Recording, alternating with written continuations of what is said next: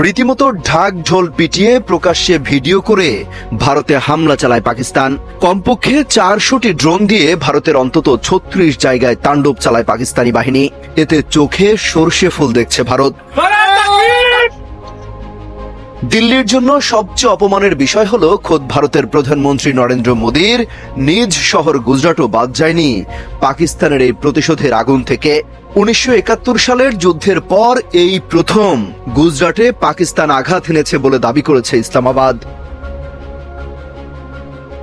ভারতীয় সংবাদ মাধ্যম আউটলুক বিজনেসের প্রতিবেদনে বলা হয়, দ্বিতীয় রাতেও ভারতের অভ্যন্তরে ড্রোন হামলার চেষ্টা চালিয়েছে পাকিস্তান। প্রতিরক্ষা সূত্র জানিয়েছে, শুক্রবার রাতের হামলায় জম্মু ও কাশ্মীর থেকে শুরু করে গুজরাট পর্যন্ত অন্তত 36টি স্থানে হামলার লক্ষ্য ছিল।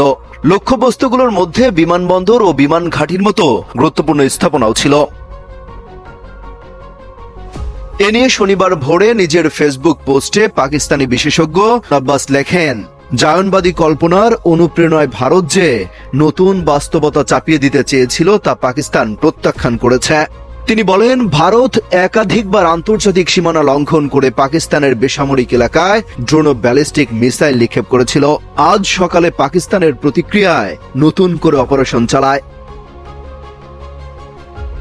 আব্বাসের দাবি, এই অভিযানে পাকিস্তানি বিমান ভারতের গভীরে ঢুকে সামরিক স্থাপনায় আঘাত এনেছে, যার মধ্যে রয়েছে উধমপুর, দিল্লি ও গুজরাট। তিনি লিখেছেন, এই প্রথম গুজরাটে আঘাত আনা হলো 1971 সালের পর।